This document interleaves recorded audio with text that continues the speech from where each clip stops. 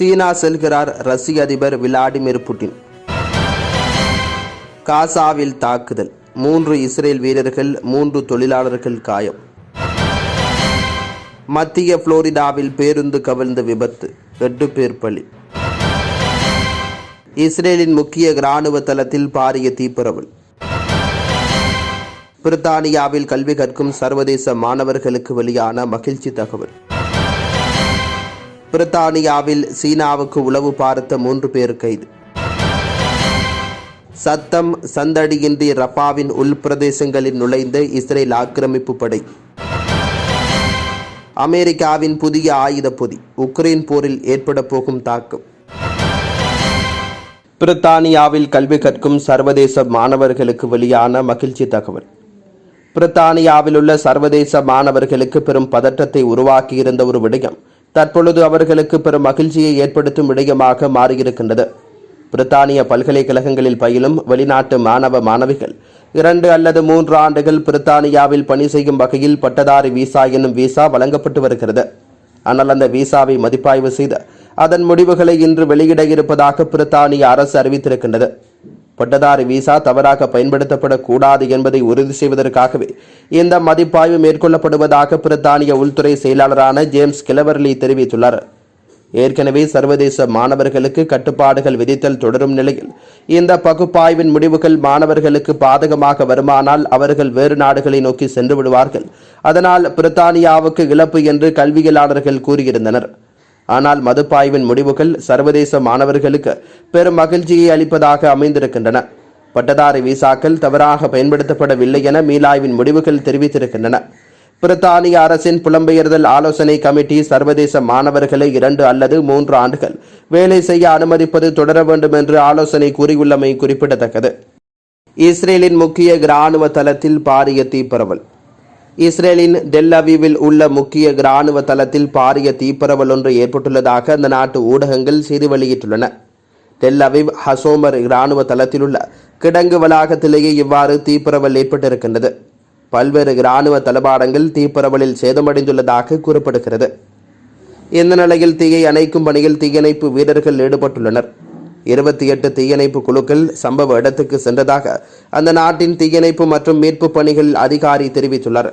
எனினும் தீக்கான காரணம் இன்னும் கண்டறியப்படவில்லை என அந்த நாட்டு பாதுகாப்புத்துறை தெரிவித்திருக்கின்றது. பிரித்தானியாவில் சீனாவுக்கு உளவு பார்த்த 3 பேர் கைது.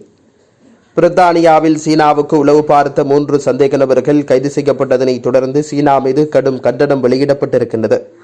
இந்த நிலையில் லண்டனில் உள்ள சீன தூதரை அழைத்து பிரித்தானியா குறித்த கண்டனத்தை தெரிவித்திருக்கிறது.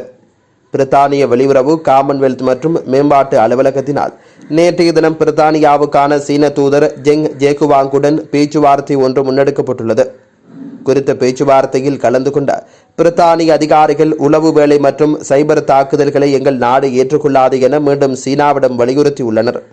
எனினும் குற்றம் சுமத்தப்பட்ட உளவு நடவடிக்கை தொடர்பில் முழுமையான தகவல்கள் பிரித்தானிய தரப்பு இதுவரை வெளியிடவில்லை. எனினும் லண்டனில் உள்ள சீன தூதரகம் பிரித்தானியாவின் குற்றச்சாட்டுகளை கடுமையாக மறுத்துள்ளமை குறிப்பிடத்தக்கது.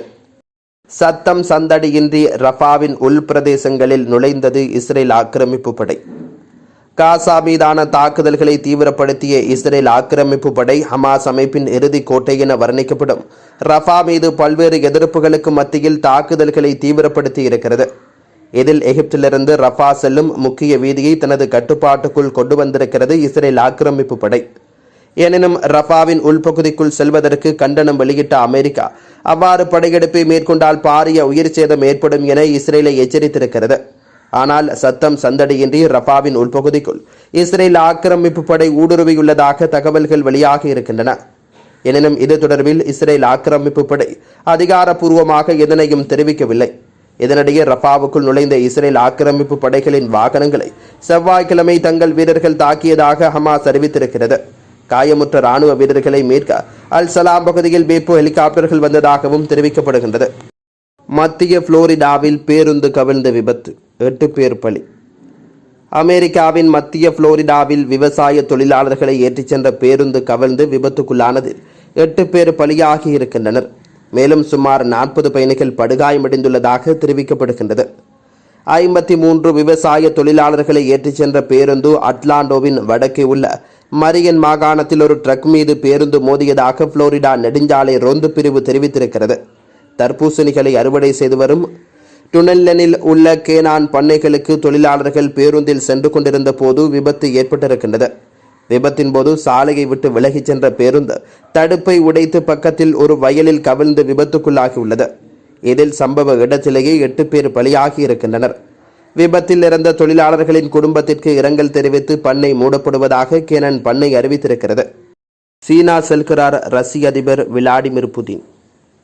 உக்ரைன் ரஷ்யா போர் கடந்த 2022ஆம் ஆண்டு முதல் நடைபெற்று வருகிறது. இந்த போரில் உக்ரைனுக்கு ஆதரவாக அமெரிக்கா, ஐரோப்பிய நாடுகள் செயல்பட்டு வருகின்றன. இந்த நாடுகள் ரஷ்யா மீது பல்வேறு பொருளாதார தடைகளையும் விதித்திருக்கின்றன. இதற்கு பதிலடியாக ரஷ்யாவும் அந்த நாடுகள் மீது பொருளாதார தடைகளை விதித்திருக்கிறது. தொடக்கம் முதலே இந்த போரில் நடுநிலைமை வகிப்பதாக சீனா கூறியிருக்கிறது. அதன்படி ரஷ்யாவுக்கு ஆயுதங்கள் ஏற்றுமதி உள்ளிட்டவற்றை சீனா செய்யவில்லை. எனினும் ஐரோப்பிய நாடுகள் விதித்து வந்த பொருளாதார தடைக்கு சீனா எதிர்ப்பு தெரிவித்து வருகிறது. அதேபோல் உக்ரைனுக்கு எதிராக போர் முயற்சிக்கு பயன்படும் இயந்திரங்கள், மின்னணு பொருட்கள் உள்ளிட்டவற்றை சீனா ஏற்றுமதி செய்து வருகிறது. இதன் மூலம் மறைமுகமாக ரஷ்யாவுக்கு சீனா உதவுகின்றது. இந்த நிலையில் சீன அதிபர் ஜி ஜின்பிங் ரஷ்ய அதிபர் விளாடிமிர் புதினுக்கு அழைப்பு விடுத்திருந்தார். அதன் பேரில் அதிபர் புதின் வியாழக்கிழமை அன்று சீனாவுக்கு செல்வதாக தெரிவித்திருக்கிறார். 2 நாட்கள் அங்கு தங்கும் அவர் அதிபர் ஜி ஜின்பிங் மற்றும் உயர் அதிகாரிகளை சந்தித்து பேச்சுவார்த்தை நடத்தியிருக்கிறார். 5வது முறையாக பதவியேற்ற பிறகு அதிபர் புதின் மேற்கொள்ளும் முதல் வெளிநாட்டு பயணம் இதுவாகும். இந்த சந்திப்பின் போது இரு நாடுகளிடையே பல்வேறு துறைகளில் ஒத்துழைப்பு, சர்வதேச மற்றும் பிராந்திய பிரச்சினைகள் குறித்து விவாதிக்க உள்ளதாக சீன வெளியுறவு அமைச்சகம் குறிப்பிட்டுள்ளது.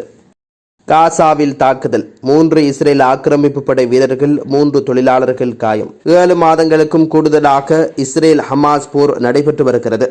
இந்த மோதலில் இஸ்ரேலால் தாக்குதலுக்குள்ளாகி 30,000க்கும் மேற்பட்டோர் காசா பகுதியில் உயிரிழந்திருக்கின்றனர். ஹமாஸ் அமைப்பை ஒழிக்கும் வரை ஓய மாட்டோம் என இஸ்ரேல் பிரதமர் நெத்தனியாக கூறி அப்பாவி பொதுமக்கள் மீது தாக்குதல் நடத்தி இதுவரை 37,000க்கும் மேற்பட்ட அப்பாவி பொதுமக்களை படுகொலை செய்திருக்கின்றனர். இதன் ஒரு பகுதியாக காசா முனையின் தெற்கு பகுதியில் இஸ்ரேல் ஆக்கிரமிப்பு படையினர் தீவிர தாக்குதலில் ஈடுபட்டு வருகின்றனர். இதன் ஒரு பகுதியாக காசா முனையின் தெற்கு பகுதியில் இஸ்ரேல் ஆக்கிரமிப்பு படையினர் தீவிர தாக்குதலில் ஈடுபட்டு வருகின்றனர்.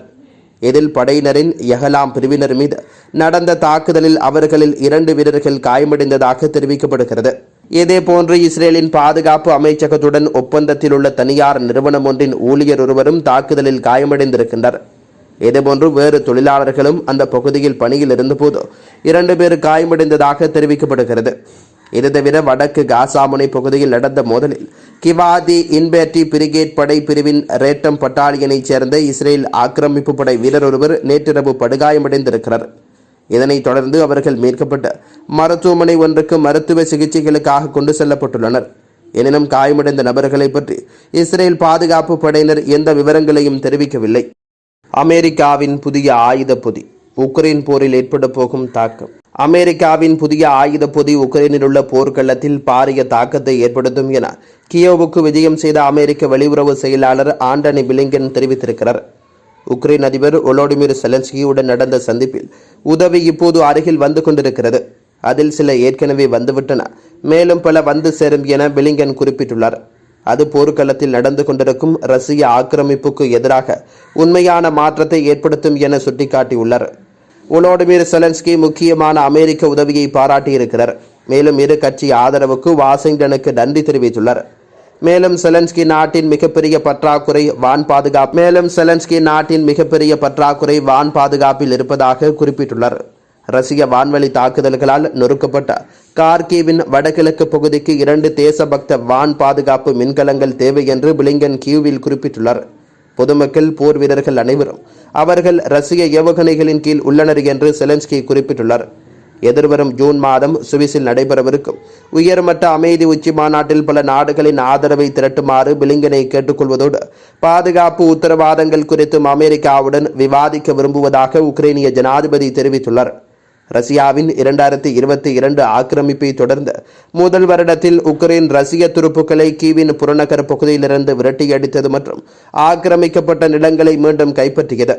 இருப்பினும் 2023இல் தொடங்கப்பட்ட ஒரு எதிர் தாக்குதல் தோல்வி அடைந்தது.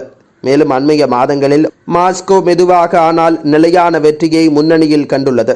மேற்கத்திய ஆயுதங்களின் புதுப்பிக்கப்பட்ட உறுதிப்பாடுகள் போர்க்களத்தில் முன்முயற்சியை மீட்டெடுக்கவும் ரஷ்யாவால் இன்னும் ஆக்கிரமிக்கப்பட்ட 1/5 பகுதியை மீண்டும் கைப்பற்றவும் அனுமதிக்கும் என்று கீவ் தெரிவித்திருக்கிறது.